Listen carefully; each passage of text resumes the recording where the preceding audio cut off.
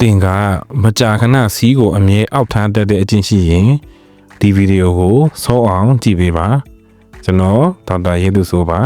ကျမ်းမာတဲ့လူတစ်ယောက်ရဲ့ကြောက်ကွက်ကနေ10မိနစ်ကို C1 မေးကနေ2မေးလောက်ထွက်ပါတယ်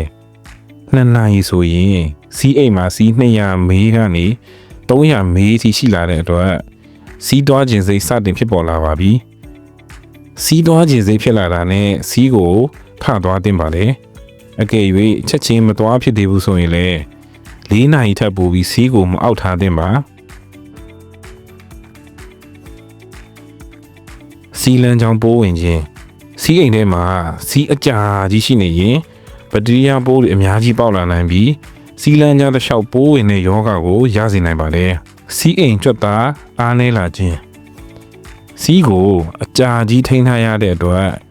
စီးအိမ်ကြွက်သားတွေအားနည်းလာပြီးစီးသွားရတာခက်ခဲစေနိုင်ပါတယ်အရန်ဆိုးလာရင်တော့စီးအိမ်ကကြွက်သားတွေကမနှစ်ပေးနိုင်တော့ပဲစီးပိုက်ထဲမှစီးသွားနိုင်တဲ့အခြေအနေမျိုးဖြစ်စေနိုင်ပါတယ်ကြောက်ကပ်ပျက်စီးနိုင်ခြင်း